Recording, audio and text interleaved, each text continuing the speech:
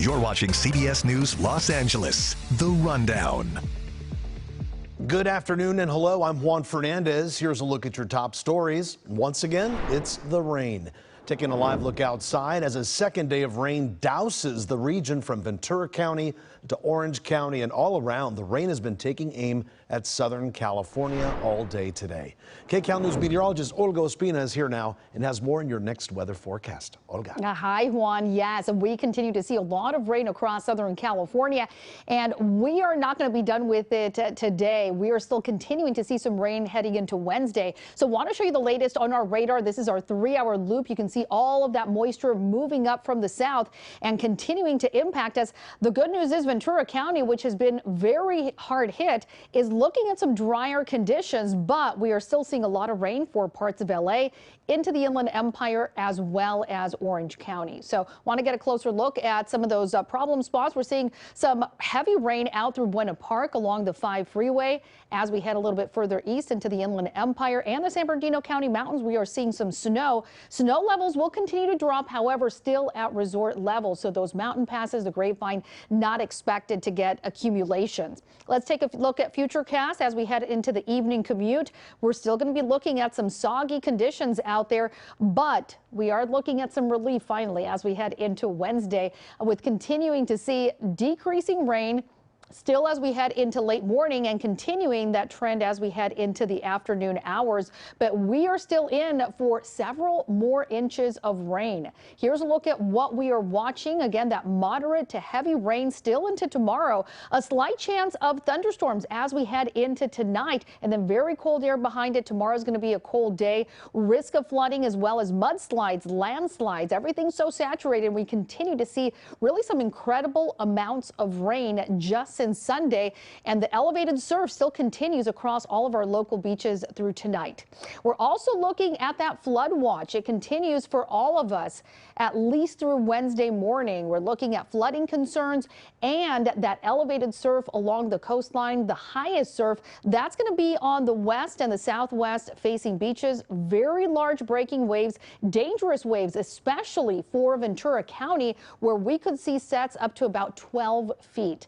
High temperatures for your Wednesday.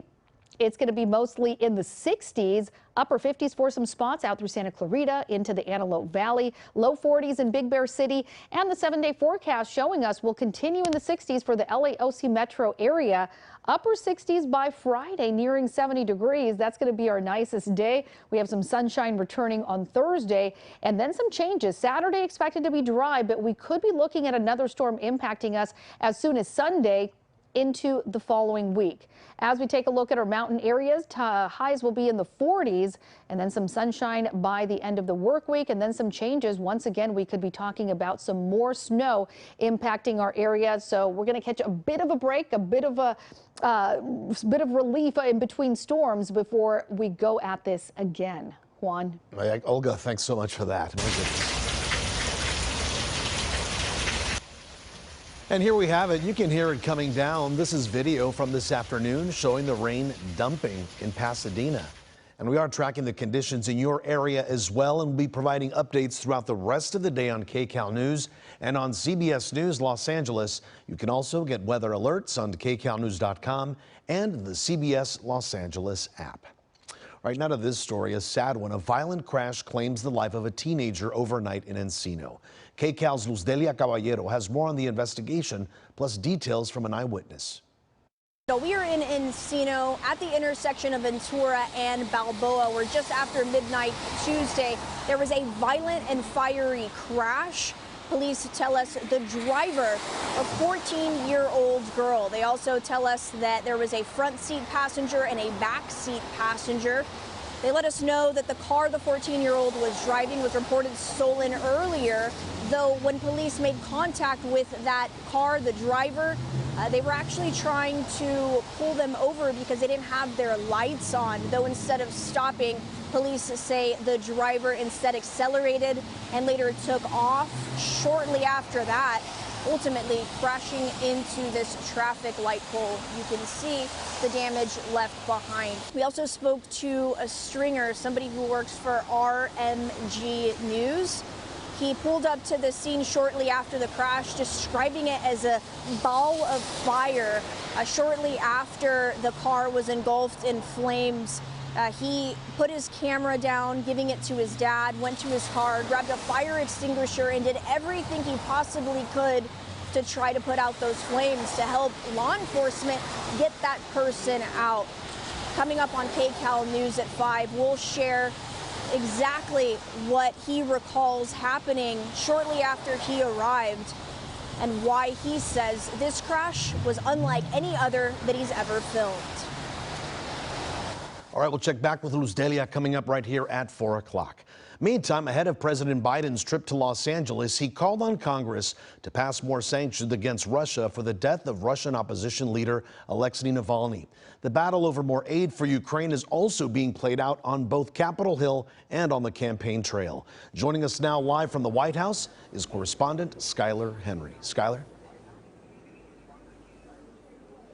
Hey, Juan, always good to be with you. Well, National Security spokesperson John Kirby also said that these sanctions that the president hinted towards also will go against Russia for their continued aggression against Ukraine for the last 2 years. But the White House, as well as other advocates and allies of the Biden administration, are putting more pressure on Congress to try to pass some sort of measure that would get billions of dollars for Ukraine in the war against Russia.